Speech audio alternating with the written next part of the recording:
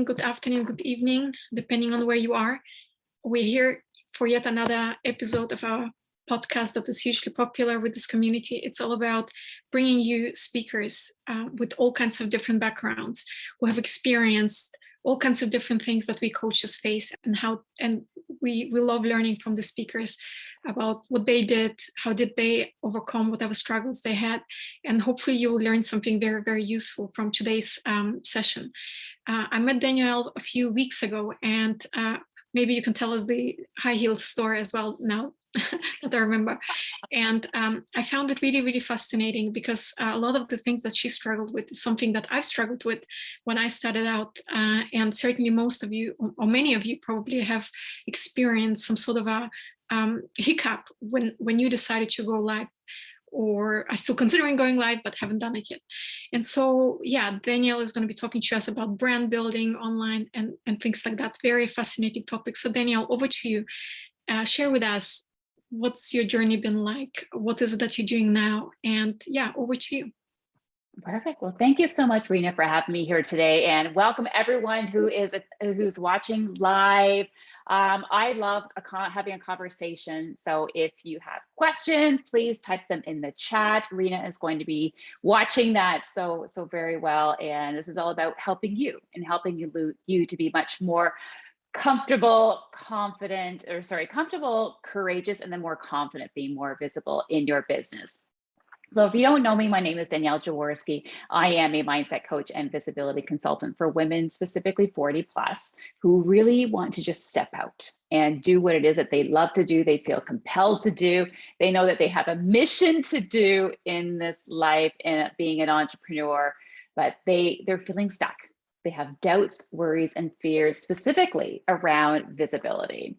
So where I am today, so I am, again, a coach and a consultant. I'm also a TV host of 2 TV shows. That's where I am today. But, let's press the rewind on the tape or the CD, and I look back where I came from. I actually started my career off in a microbiology lab. My first degree is in microbiology. I have a science degree. I have a Fortune 500 background that was very logical, climbed the ladder up into leadership.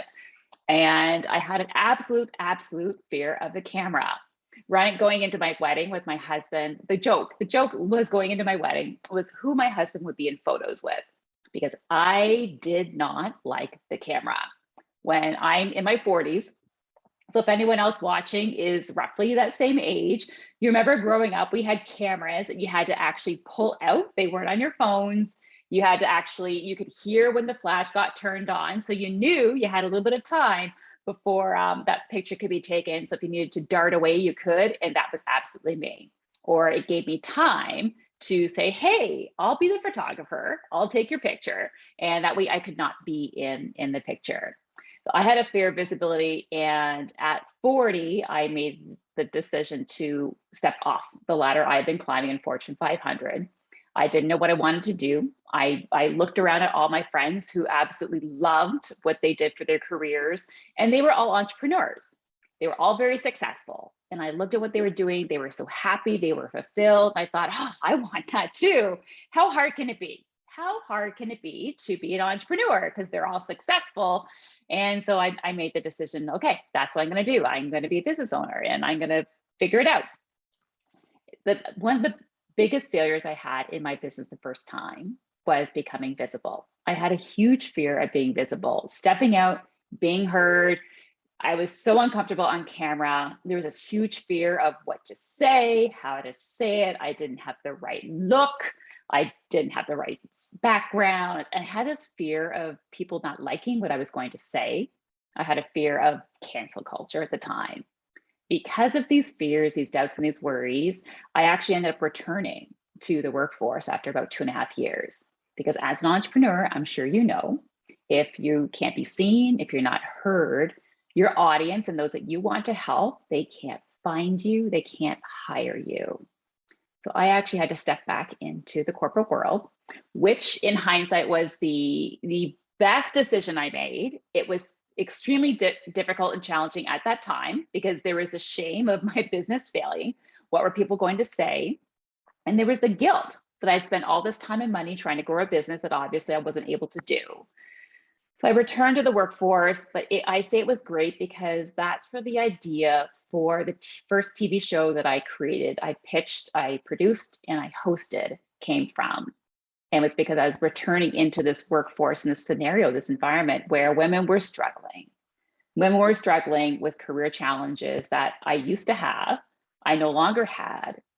And when I realized I didn't have them, it was, oh, because I had met all these amazing women entrepreneurs along that entrepreneurial journey that I had. I used their services, I brought their products, I used them for support. And so I was able to move forward, whereas I was seeing other women stuck where I had been. And I thought, how can I bring these two worlds together? This corporate world, this entrepreneurial world, women's career challenges to the solutions that women entrepreneurs provide. And how can I do that working a full-time job, having a family, and again, this fear of visibility. So with the visibility, so I pitched the idea for the TV show, and really that's where we are today. After 3 seasons, I felt that I could do more to help other women to feel more confident, comfortable on camera. And so when I stepped out of the workforce again, late in 2021, I'm now full steam ahead on a business and actually extremely successful now because I was able to embrace visibility.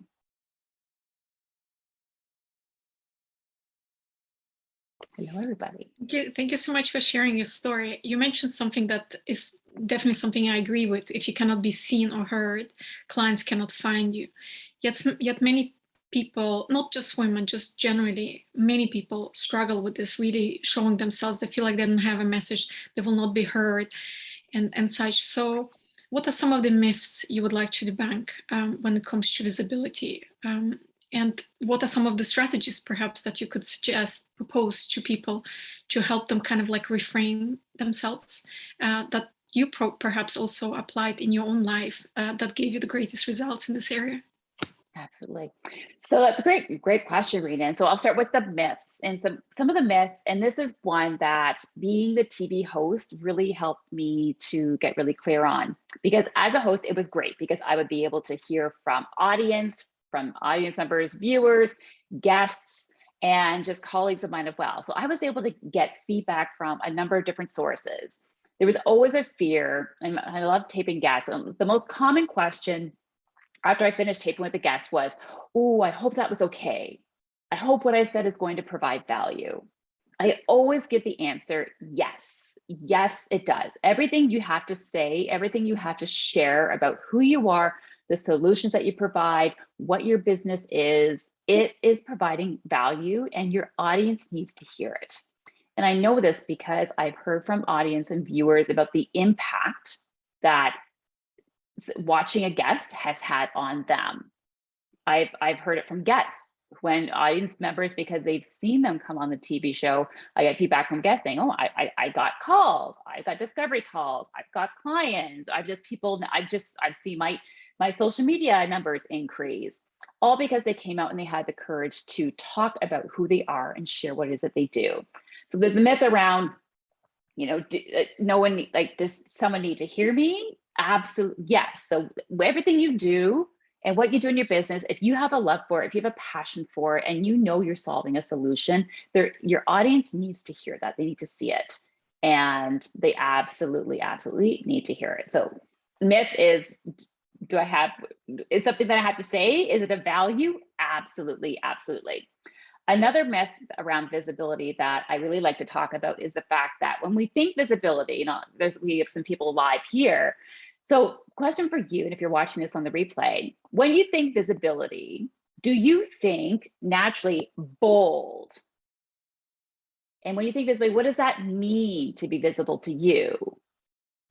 So often when I talk with clients and just have conversations, visibility for so many people thinks those bold activities that one might take, like getting on camera, doing a live conversation like this, doing your first webinar, or even doing a video, recording a video and then uploading it to social media. So things like that. So when it comes to being visible, what does being visible mean to you? It doesn't mean these bold activities. And so often when I ask that question, I get, yep, Yeah, I get really bold answers. Being visible in your business means doing these big, bold things where people can see you and hear you. But a myth around that is the fact that there's actually small steps that you can take that are powerful and help you to become more visible. So often there's the mindset around visibility, there's the doubts, the fears, and the worries, and that holds us back from even stepping out. And when we think bold, and you think bold steps, does it make you want to take that step, or does it make you want to just hide behind your computer, or even sometimes like it kind of shut her in? There's little steps that you can do. What I like to teach and what I talk with my clients about when I do one-on-one work is that we really look at, what is visibility to you? What does it mean? What does it look like? What does it feel like? And it's going to be different for you than anybody else. You are on a unique journey. You bring very unique experiences. You have unique value, and how you best connect with your audience is going to look and feel different than anybody else. If you look at this group, there's lots of coaches in this group. Yeah, there's lots of coaches, but we each do something very different. Even if we all taught the same 5 steps, how we teach it is going to be different because you bring different experiences. You bring a different mindset to it. You bring a different philosophy and a different perspective to it. So visibility is going to look different for everybody else. So there's no should. You should do something to become more visible. There's lots of steps that you can take. And I really like to focusing on getting small first.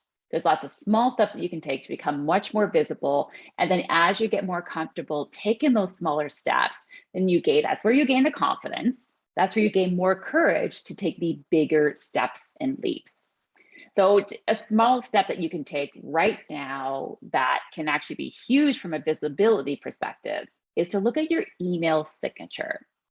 In your email signature, how are you signing off? Is it showing your personality? Is it showing your brand? So often I talk with entrepreneurs, specifically those who are network marketing. They don't even have a booking calendar or a call to action. They don't even have their title or the fact that they are a business owner in their email signature. So something very, very small that you can change. It's subtle, yet people will notice it. It can actually help you to become more visible. And it's starting small and just with an email signature. So visibility does not have to be big, and it doesn't have to be bold. It'll eventually have to get there. But if you take smaller steps along the way, those bold steps actually don't feel or look that bold because you've been moving towards it the entire time.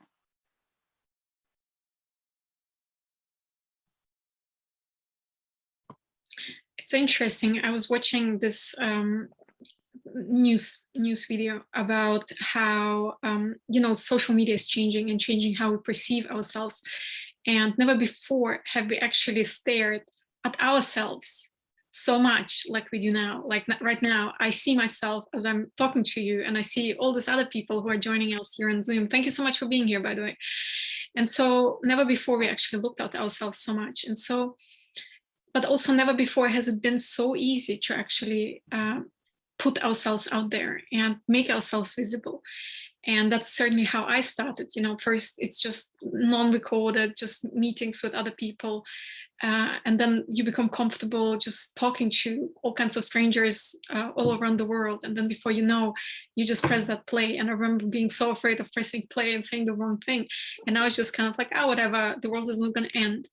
Which is even easier than if you think how it was 10 years ago, where you actually had to, probably appear somewhere and see physically people and show up for them. And they can throw tomatoes at you if you say the wrong word. And so now none of it would happen. And you can have that retake, and you can stop, and you can remove that video if you don't like. So why is it then so scary still for so many people to do it? What's happening there? What is it that you're seeing? But I see a lot, and it's funny what you were just talking about, Marina, there. It reminded me of in 2013, the Dove Self-Esteem Project did a whole series on talking to women and their fear of the camera. And the number was like 77% of women back in 2013 identified themselves as being camera shy. If you look at that number today, especially the women that I work with who are entrepreneurs, I would say that number would be much higher. Especially now when so much, because the last 2 years has moved us online, we have to be online. There's this, this idea where you have to be on camera. but yet so many people are camera shy. So I absolutely believe that. And so what I see from my clients is that there's love, again, the fear of being seen and being heard, because there's a fear of failure. There's also a fear of success.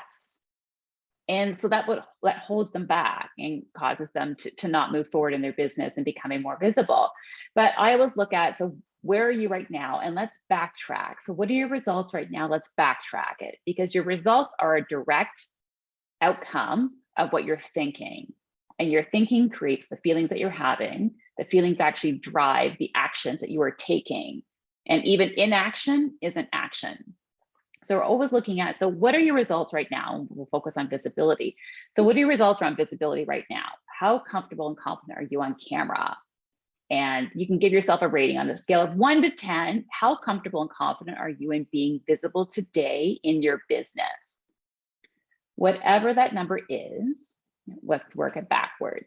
So what are the thoughts that you're thinking that are creating the feelings of again, the thoughts are doubts and worries. So what doubts and worries are you having right now around visibility and your ability to be visible, your ability to be seen, your ability to be heard, what you have to say, and who you want to be in front of?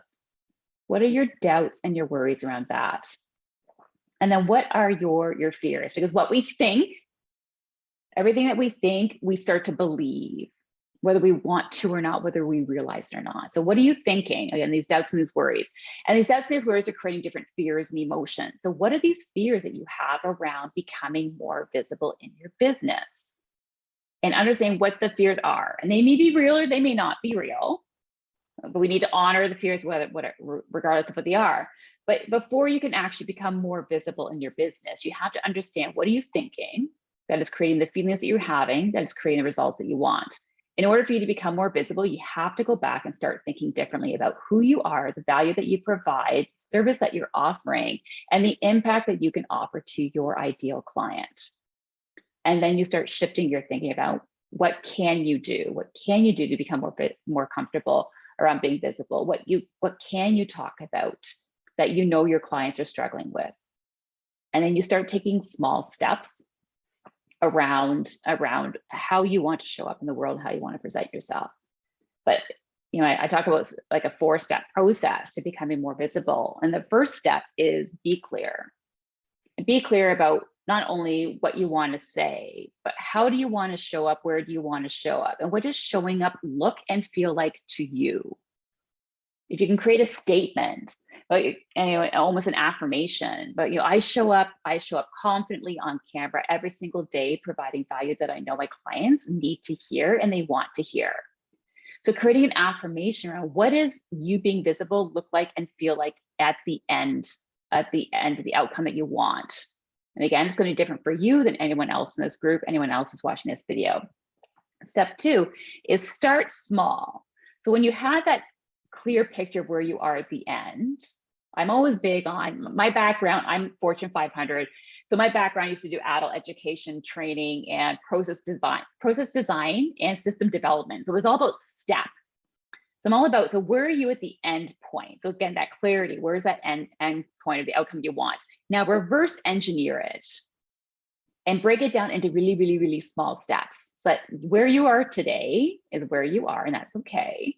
But what is a small step that you can take today that if you just keep taking small steps, you will eventually create the momentum that creates leaps and will get you to where that outcome is that you want.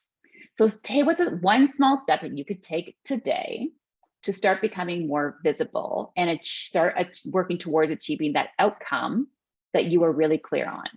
Again, I used the example before of the email signature. Maybe you don't have a call to action in your email signature. Maybe adding a booking link to your email signature is that small step, but it can be a very impactful step, because someone who sees your email, oh, I can book you, click, and all of a sudden you're into a sales conversation or you're into a discovery call. And put a call to action. You want to learn more? Have a complimentary current conversation with me, book here today. Done. It's very simple. You're inviting someone else to connect with you. So you've kind of taken the first step with someone else, and now you're leaving the invitation out to them for them to take the next step. So start small. Step 3 would be, the next step is be brave. I talk a lot about confidence on camera, but before confidence actually comes courage. We have to be brave. Putting yourself out there and becoming more visible, you need to be, it takes a lot of courage. The confidence comes from the practice and the knowingness and the understanding that of what the outcome could be and your comfort level around that outcome. So before we get confident on something that comes from practice, we have to have the courage of putting ourselves out there, the courage of facing our own doubts and worries and our fears, pushing them aside, however that means, and then stepping out again in that way that feels most comfortable to you. So be brave. So courage comes before confidence. And a small step again could be your email. A be brave could be something like answering and responding to someone else's social media post. You're making yourself visible to somebody else, and you're taking that step. They've already taken the step by doing a social media post. Now you're going to become more visible to them by answering and responding to a social media post, not just liking or doing an emoji, but actually giving a response. And that could be a brave step. And the fourth step I talk about is then you need to be bold. At some point, you have to be bold in order for your audience to truly see who you are, to find you. Again, bold means very, very many different things to many different people. And bold could be doing that video. It could be recording a video and posting it. Or if you're comfortable recording and posting videos, going ahead and doing a live, taking that big, bolder step. Because the safety net is no longer there when you go live. Everything's live, you can't go back. There's no editing live, so it happens. So take that bold step next, whatever that looks like to you. A bold step could be, there's someone that you want to connect with. So but you have a common connection. You work with your common connection to say, hey, I'm really interested in meeting this person. They're an associate of yours, they're a peer of yours. Can you please connect us? That could be a bold move. A bold move could be asking for a sale in a conversation. It's going to be different for everybody, but I'm all about being very clear on where you want to go. It's like creating your roadmap. It's like having directions before you pull out of the driveway and you're going somewhere. So be clear on not only the end result, what you want it to look like, how do you want to feel when you've achieved that end result? Do you want to feel empowered as you become more visible? Do you want to feel transformed? I use the word alive. I want to feel alive when I'm doing what it is that I love to do. And I know I'm putting myself out there to talk to people who need to hear whatever it is I have to say. I want to feel alive because I know for me, when I feel alive, it means I'm aligned. I'm doing something that I'm passionate about. I'm doing something that I believe in. So what outcome do you want to see when it comes to you being more visible? And also, how do you want to feel? Knowing that you've been brave, you've got courage, you put yourself out there, you've done that, congratulate yourself, but also knowing that you've put something out there for your audience to hear, to see, and you're going to impact someone, whether you realize it or not. So 4 steps: be clear, start small, be brave, be bold.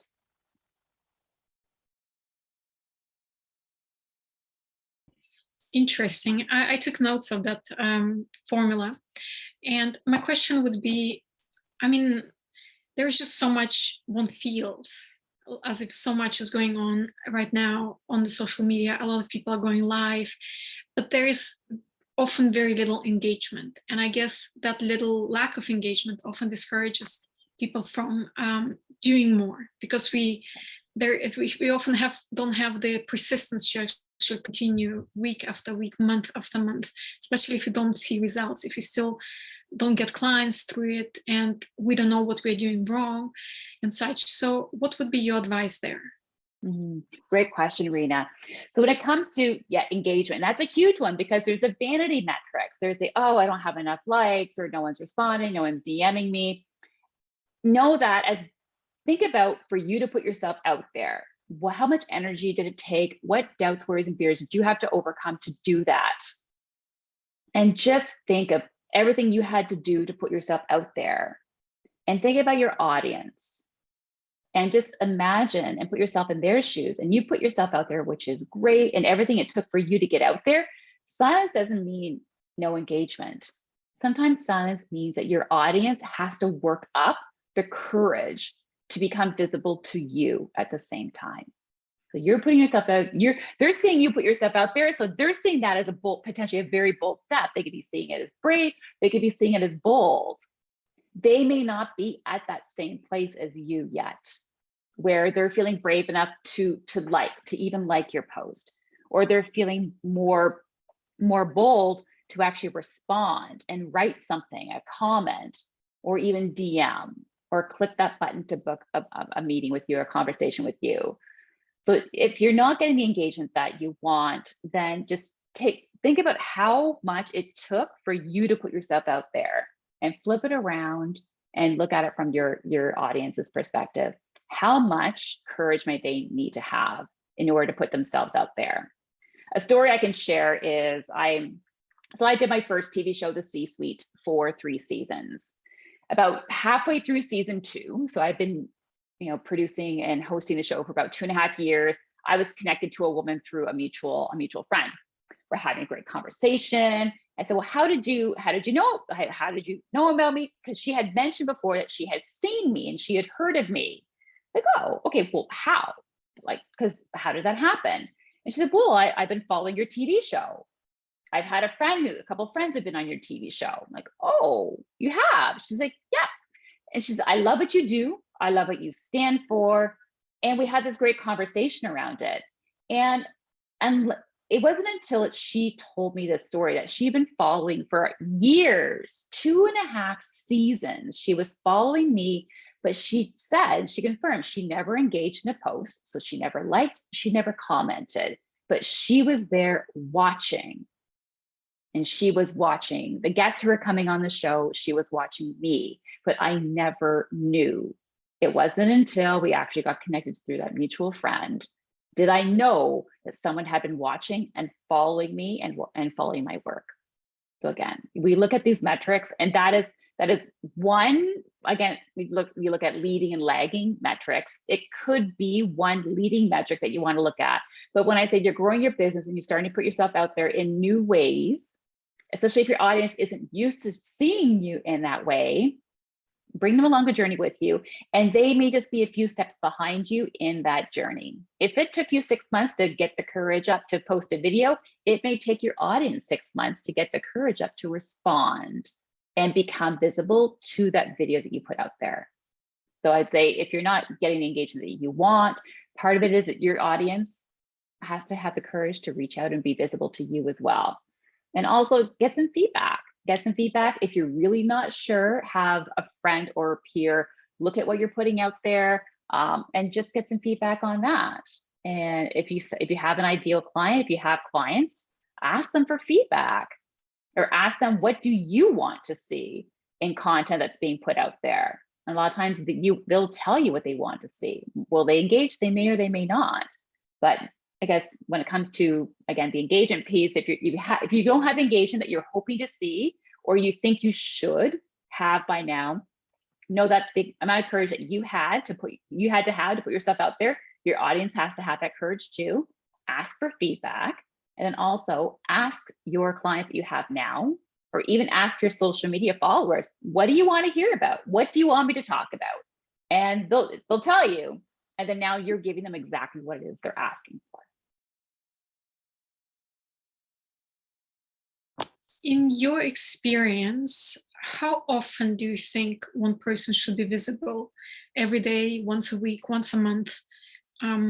What's your experience been like? What would you recommend? So for me, to be visible, there's the idea that you should be on social media at least 3 days a week. I'm all about you do what feels right to you, especially if you're just starting to become more visible in your business or become more visible in a new way. For me, I used to, when I first started and started looking at becoming more visible, I thought, oh, I have to be on social media every single day. So I have to post, I have to create all this content. And I got overwhelmed. I absolutely got overwhelmed because I found that it was something I had to do or I should do. And because I and I felt like it was very regimented. It was very like there was a recipe I needed to follow, but I wasn't necessarily aligning with that. I'm really big on showing up as who I am, when I want to, how I feel I want to. And so I had to learn. So I first started trying showing up 5 days a week. It was too much for me to show up. I always felt like I had to be on. I felt like had to be this constant content machine, and I wasn't feeling authentic to me. So I actually I've taken breaks off of social media sometimes just because I need to reset. Like, well, this doesn't feel like it's working. It's not aligning with who I am and what my brand is and what I want to put out there. So then I tried different things. And I find for me, 3 days a week it is a good structure for me to follow. And I can pretty consistently show up online 3 days a week. Sometimes it's 5. If I'm feeling compelled or something really neat happens, or I get inspired and I want to share something, I'll go 5. But for me, I find it's 3 is manageable. I don't feel like I'm pressured. I don't feel like I have to be this content machine. I feel like I can repurpose my content if I need to easier without the stress and the overwhelm.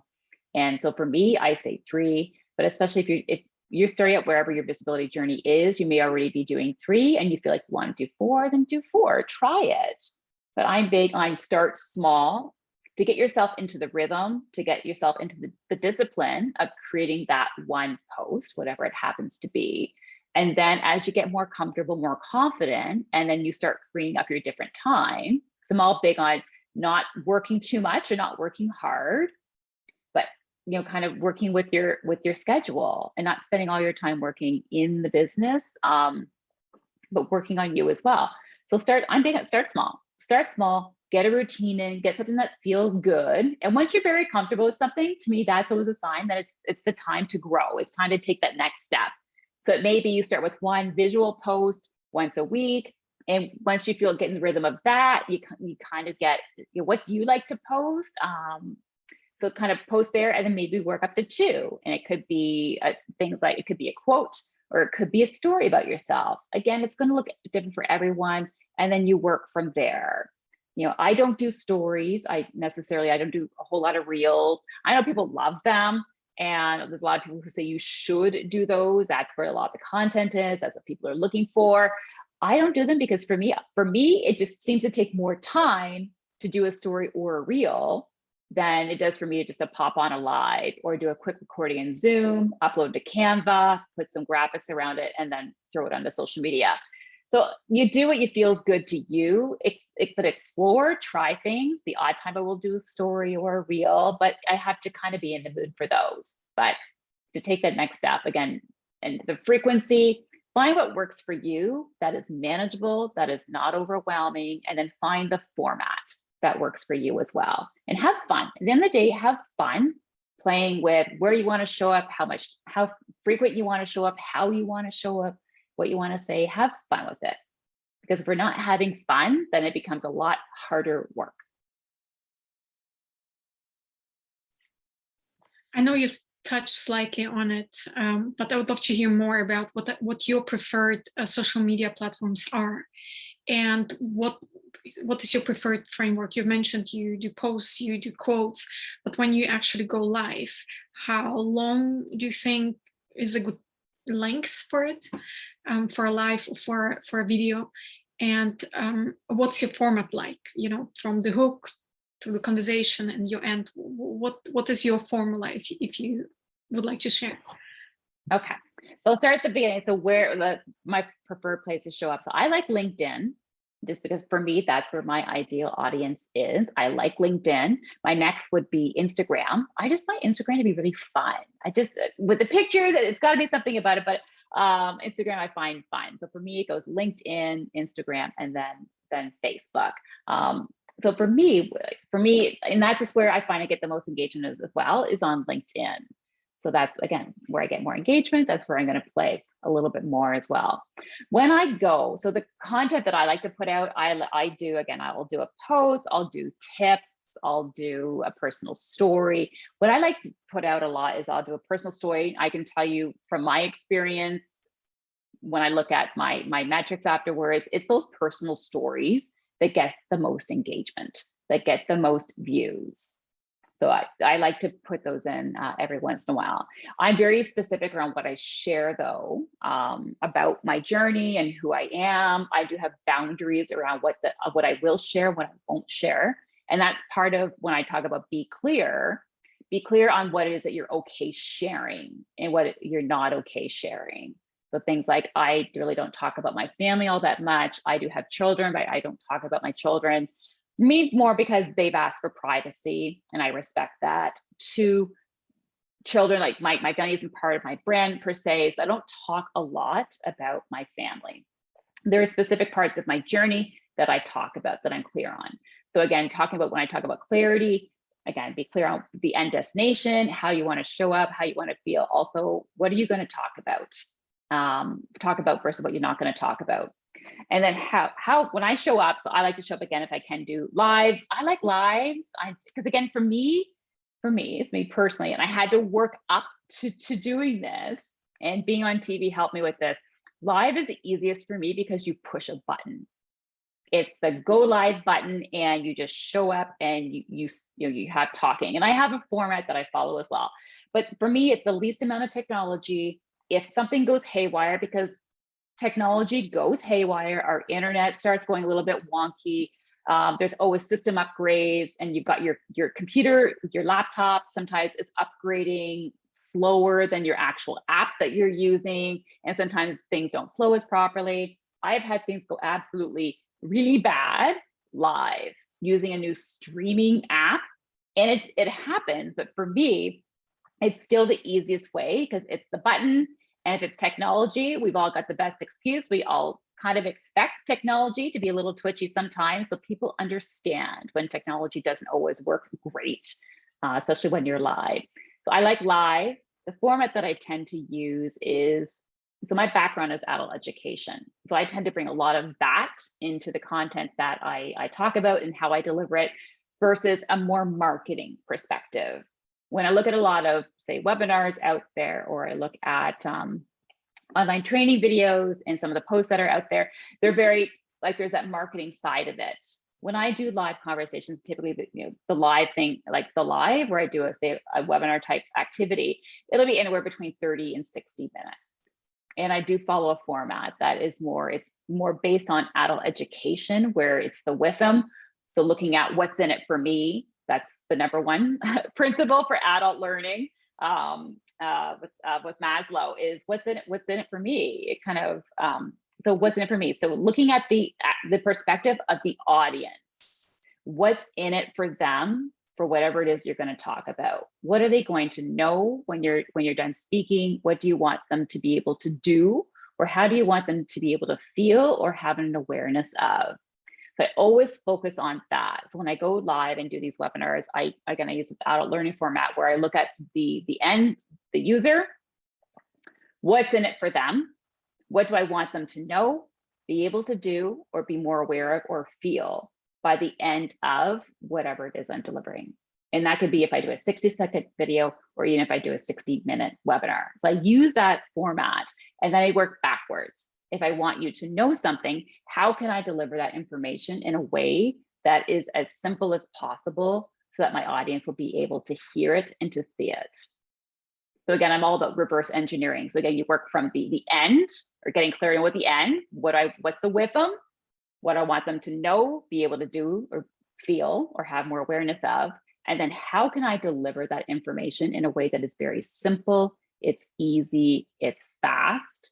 And I also look at different learning domains. So how can I best support visual learners, auditory learners, or those kinesthetic learners? And those are the three big learning styles. I love the sound of it. Definitely something that I've been struggling with is really going live by myself, and figure out, perhaps this is something that one of the viewers who is listening to it, maybe this is something you're struggling with. And what works for me is having audience. What works for me is having kind of like this conversation, having a guest.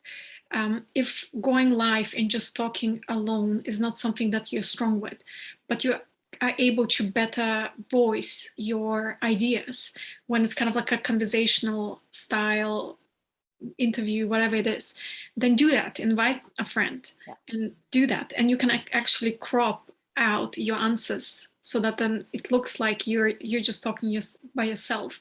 Then do that, whatever works for you. There are so many ways of doing it, but I definitely agree with you that going live is one of the best ways of doing it. I decided I was going to be on 100 podcasts this year, and I've been maybe on 25, I don't know.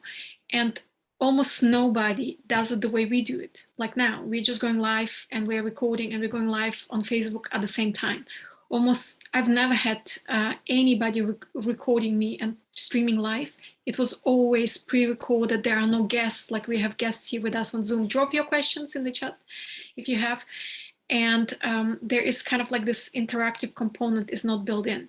So nobody's asking you questions, it's just this conversation. And then they tell you, oh, in 3 months, the episode is going to stream. And so if it works for you, and besides, for me, it's too much work because most of these people actually take time to edit the video as well. They put whatever their introduction video, whatever portion of the video in. Most of them hire somebody to do it for them. But if you're somebody who is starting out, you don't have people to edit it. You can spend hours and hours on editing, which you used to do last year. And we stopped doing it. It's like, whatever, if it crashes, it crashes. Like now, I was just messaging Danielle. I'm like, my internet is not stable, just so she knows. But things can happen. It crashed on us many, many times. But still, if you are a busy person, you want to spend your time on tasks that are actually making you money, not wasting your time editing videos, especially if you don't have the funds yet to hire someone. Just go live. That's the best way, because as I'm listening to Danielle, I'm taking my notes. I'm looking at Facebook at the same time, seeing if there are any questions coming up. And I love it because it also keeps me on my toes and forces me to kind of like manage all these things at the same time. But at the same time, I know once I finished recording this episode, this is done for me. I just pull out the video, upload it onto YouTube, it's done. There's nothing else I need to do. Which those of you, I mean, we are hosting 1 or 2 or 3 episodes a week. I don't have the time to do all the work. And I think I would have given up long ago doing this in the first place if it wasn't like the way we do it. And so if you still are afraid of going live by yourself, start inviting guests, have your own podcast. It's so easy these days to find guests for your podcast. It's so easy to get on other people's podcasts. And maybe I'll drop into the chat, into the video, under the video, the Facebook group where we have found most of our guests. We found Danielle there too. It's such an easy place to get on podcasts. There are over 30,000 people. And so if you don't have your own place and space yet to host people or to host your own ideas, why don't you start getting, why don't you get yourself on other people's podcasts? See what is it that they're asking you for? What are the questions they're asking? What is it that they want to know about you? After a while, you will realize 80% of all the questions they ask you, they're all the same. So after a while, and probably many of the questions I asked you, Danielle, today, probably you've heard them all before. And so which means after a while, it will become even easier and easier to show up for these events because you already know what to say. You already know what resonated well with other people, but you won't know it until and unless you presented it to someone you don't know, somebody who's not gonna fake their interest if they're not really interested. And that way you will start flashing more and more out your ideas. And eventually, before you know, well, I said it already a million times, so I might as well, chop those answers in different little videos and present it 2 or 3 times a week to my community. So this is how we did it. I'm not saying I'm like perfect and I'm showing up great in every episode. I don't. But at least I'm not afraid and I'm not like freaking out before any episode. For me, it's like, okay, I was working on my stuff. 5 minutes before the session, Danielle joined. We are here, we're asking questions, we're having this conversation. As soon as this conversation is over, I'm going to continue doing my own stuff. But in the past, freaking out before an event, it was like a day activity, a day-long activity. And I think overcoming just this fear is the biggest thing ever. And so I know that you've struggled. You mentioned as well that you've struggled with it for a long, long time, just this discomfort. Was it repetition that made a difference for you? Or did you hire a coach? Or who did you work with? That's a great question. So for me, again, I had this huge fear of being visible, ran from cameras. So how do I put myself on a TV show? For me, it started with this belief, the belief that the show that I was pitching, I had a full belief. Honestly, it was like the deepest thing in my soul. And when I think about it, I can get a little teary right now. But I knew that I had a solution that could help women to stop suffering. Women in their careers who were suffering because they didn't have answers. They didn't know where to find the answers. Women entrepreneurs who love what they do. They're passionate, like you're passionate about what they do. But this is before Zoom and everything that was really popular, but there weren't a lot of platforms. When I was an entrepreneur, I always heard of people saying, where can I go and speak? There's not enough places to speak. I want to be heard. I want to practice. So for me, this belief that what I was delivering to women, whether they be in the corporate world or women entrepreneurs or just women as viewers, they needed to hear it and there was going to be a lot of value. That belief allowed me to get over the fear. I fully believe that as soon as your belief is even 0.1% greater than your fear, it allows you to get that forward momentum and to take that step forward. So what I did is I pitched the show, and it's fine. When I pitched it, I sent the email in and I kind of crossed my fingers that they would ignore me. On one hand, I wanted the show. On the other hand, I was like, oh, please don't pick me. And then I got the email to say, hey, let's have a conversation about doing the show. And I just kept saying yes and going along the process, secretly hoping at some point, maybe they'll just say, you know what, this isn't going to work. But when they finally said, yep, we're going to go, they started 2 months. I figured we would start in September with the regular TV schedule. They wanted to start 2 months early in July. I had 4 weeks to prepare. So what I did was for my first 2 episodes, we taped 2 episodes in one night together. I surrounded myself with my friends. We were taping locally at a TV studio. So basically I reached out to my female entrepreneurs who have been integral to me feeling confident when I was a business owner, when I made that transition back into corporate, and who I felt safe with. I invited them and said, these are my first shows. Would you like to be a guest and be a part of this? So like you said, Rena, you don't necessarily have to go live or do something by yourself. I surrounded myself with people who I trusted, who I knew would support me, who I knew if I was going to mess up, and I absolutely messed up. I was tripping over my words. A guest was speaking, and you literally have a producer in an earpiece talking in your head. So you're listening to the producer, you're listening to the guest, you're trying to formulate questions. There's multiple cameras going on. It's cognitive overload. And so the guests finished what they were saying, and I just sat there looking at them, and I was blank. I had no idea what to say, and I just looked at my audience and said, give me a second. It's okay. I had to, get my composure back and then continue on with the conversation. So for me, I surrounded myself with people that I knew I could trust, who fully supported me. So it was that belief, the belief over the fear, surrounding myself with people that I felt safe with.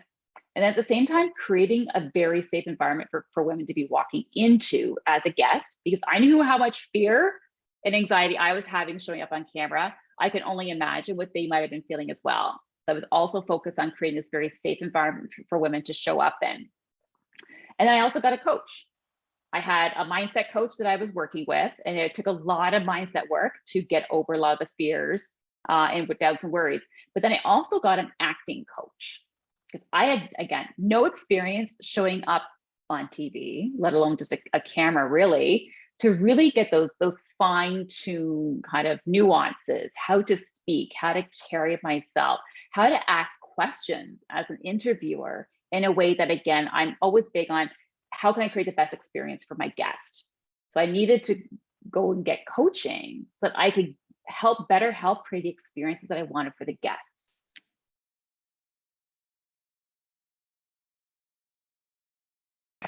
Wow, it shows real commitment to really do all those things and overcome it. And I'm glad you embarked on this journey so that you have a chance now to share with us what your experience has been like. It really gives me hope that all of us can present ourselves in a way that really allows us to show to the world our uniqueness. So thank you so much for doing this. There is a question, I don't know if it was for me or for somebody else, about can we review the process to record and upload? The way we do it is we press record here on Zoom, and this is the video that we edit. Basically, we just cut the beginning and the end, and that goes onto YouTube.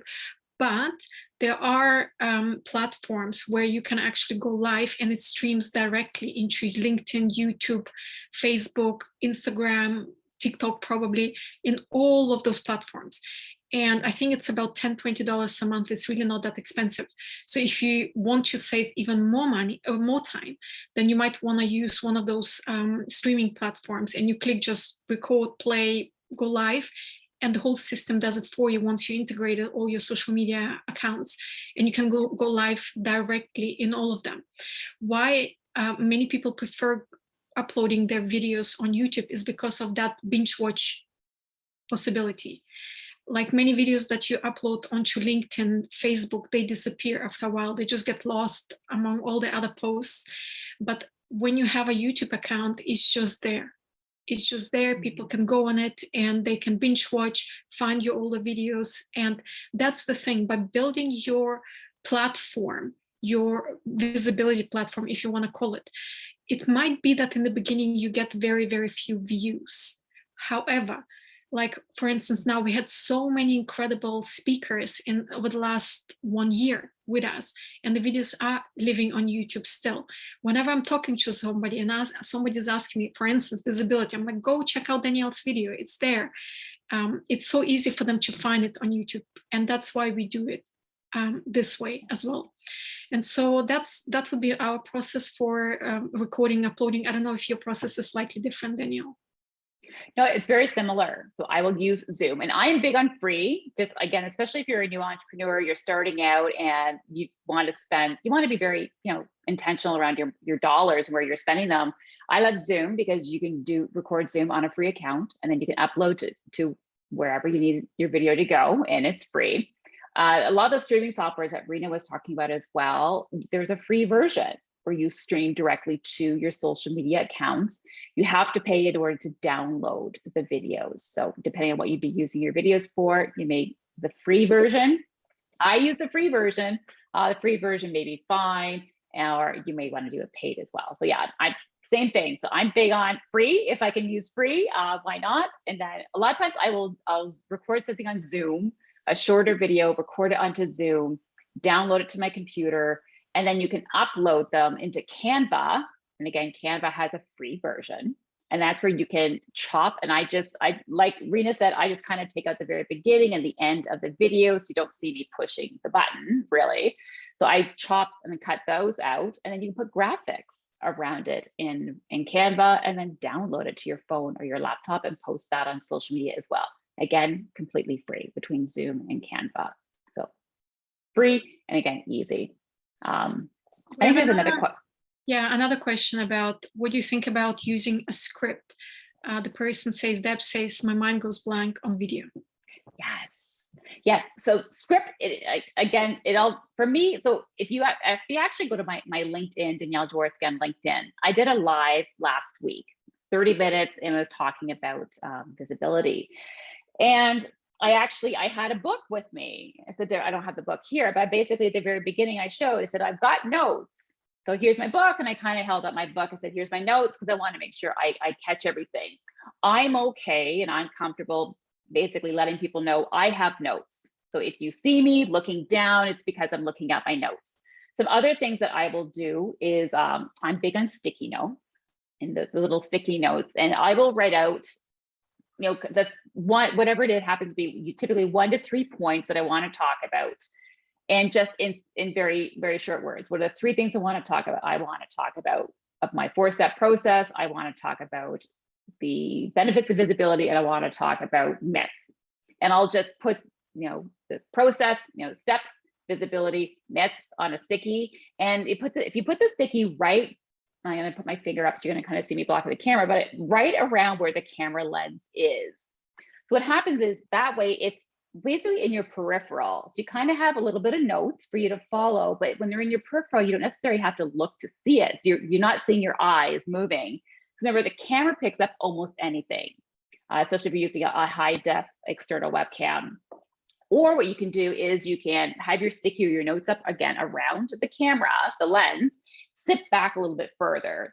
And then this is almost like using a teleprompter, because what happens is when you use a teleprompter, it's far enough away that the camera doesn't pick up on your eyes reading the teleprompter because you're far enough away from the camera. So that's another way to, if you feel you need to have a script, either they call it out, say, hey, I've got my notes right here. Use sticky notes around your camera lens, and you can sit a little further back from the camera itself so that you can be looking at your notes, but then the camera's not picking up necessarily your eyes are reading.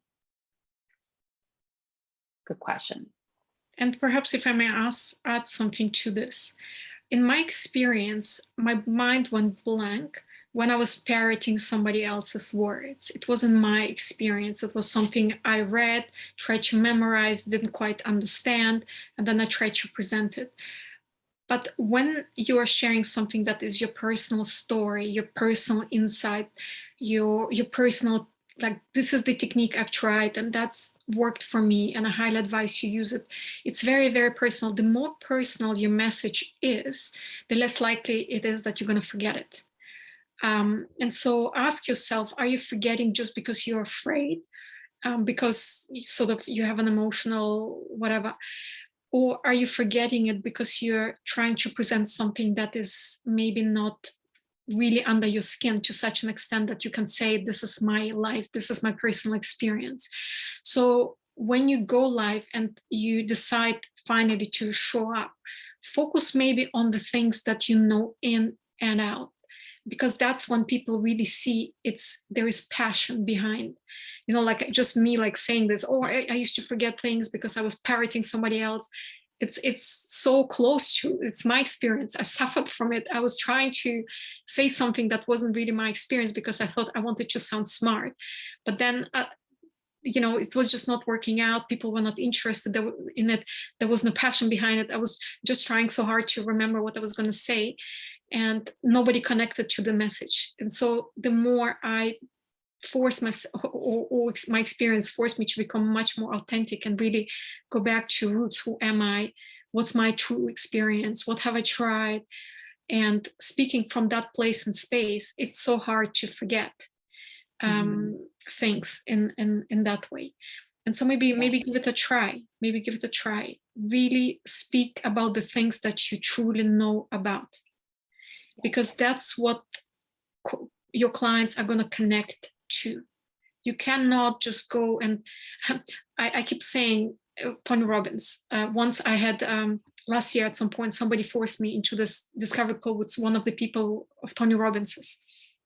And the whole time the person was telling me, well, Tony Robbins said this and Tony Robbins said that. And I felt like, well, but what do you say? What's your opinion? Why are you repeating back to me what Tony Robbins said? You're not Tony Robbins. So I felt like really uncomfortable. I could not connect to that person because I knew if he ever became my coach, he would just be quoting Tony Robbins at me all the time. It felt so fake. And I don't know, those people who actually hire Tony Robbins as coaches, I really don't know why they do it, because it felt so fake to me. And so this is what you probably want to avoid, is becoming just someone who parrots somebody else. And you probably agree with me, hopefully. Yeah, absolutely. I can share a story where I had a guest where she scripted her answers. It was coming onto the show. Here's the questions I want you to ask me. And I'm like, oh, okay. And I was new, so I was learning this whole time too. This is early on in the show. So here's the questions that she wanted me to ask, and she had prepared answers to them. The segments are 7 to 9 minutes long. They're not very long, but basically she had memorized answers to every single question, and she would forget because you're freezing, you're afraid. So she was so focused on getting the script down that you're focused on the words and trying to remember. You're not engaged in the conversation. You're not engaged in the moment. You're not present in the moment. And if something happens to go blip and you freeze, you forget something, then it becomes this, you're lost because you're trying to somehow visually remember where you were in the script. So I am big on, so what I do with the show now is I may have some questions written down kind of ahead of time based on my research, but I don't follow a script. As a host, I don't follow a script because I'm all about organic conversation. Because I come from the place where if you're a guest on a show that I do, we're having a conversation, I'm coming from a place of absolute curiosity in who you are and what you do, and also belief that you are the expert. A lot of times when you think about that, that's why I don't call when I talk to guests on the show, they're not interviews, they're conversations. Because I feel like we all have these ideas of growing up and having our first jobs. If you went through corporate, having these interviews for jobs where you're constantly in an interview, you have to prove yourself that you are the best candidate. And then you're just putting yourself out there hoping they will accept you and you will be chosen as the one. That's why I call what I do conversations, because I believe that you are already the expert. You're just getting to share it. There's no proving that has to happen because you are the expert in your story. You're the expert in what you know. If you mess it up, I'm not going to know because you're the expert in it. And we just have this very fluid conversation and we build on what it is that what you are talking about. So that's where I come from it. Again, I'm not big on scripts. Again, the format that I do is unscripted. I know some people do like to have certain questions, especially on different podcasts. There are certain questions that they will ask and they will follow, and that's fine. For me, I much prefer that organic flow conversation and not using the script. Being prepared, but not necessarily having a script. Same. We are very much like that too. So I know we are running out of time. So tell us, how can people connect with you? And tell us the story about the high heels. Okay, so quick and easy how to connect with me. You can find me on social media. Again, LinkedIn is my favorite, Danielle Joworski there. You can follow me or connect with me there, or Instagram, Danielle A. Joworski, and Facebook, Danielle A. Joworski. Or you can head on over to my website, daniellejoworski.com. If you sign up for the newsletter, you will receive a 4-day visibility, or it's a visibility challenge, kind of or an e-guide that'll help you to get thinking differently about visibility. So the shoes. So there's a couple reasons for the shoes. It's not just because I love stilettos. I'm an absolute stiletto wearer. The shoes, kind of the one story I will share is, so when I was about 7 years old, my mom did a magazine quiz that basically said, when I'm done growing, I'm going to be 5'6". So I grew up from a very young age thinking, okay, I'm going to be 5'6". I had no idea what 5'6" meant. I just knew, oh, I'm going to be 5'6". I stopped growing at 5'4". And so I thought, well, what's this? So the shoes for me, one of the symbolisms for the shoes is the fact that with the shoes, like there's the logical way of reaching your goal. So my logical way of reaching my goal of 5'6" would have just been to naturally grow to 5'6". With the shoes, I now get to be 5'6", 5'7", 5'8". I get to be as tall as I want to be because of the shoes. So the shoes symbolize, in one way, there's always more than one way to reach the end goal. There's the logical way that makes sense. And then there's the sometimes illogical way, which doesn't always make sense, but can also be a lot more fun. I love that. I love the sound of it. So thank you so much, Danielle. I really enjoyed this conversation. I've dropped all the links under the video and here, and I'm also going to drop them under the YouTube video. Those of you who are watching replay, feel free to reach out to Danielle, and good luck with your show. I don't know if you're doing the 4th season anytime soon. We will find out. Good luck with that. And thank you so much, everyone who joined us here today. And that's it. See you on Thursday, everyone. Join us. Bye.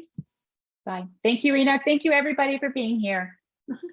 Maybe stay on, Danielle. I'm just going to stop recording.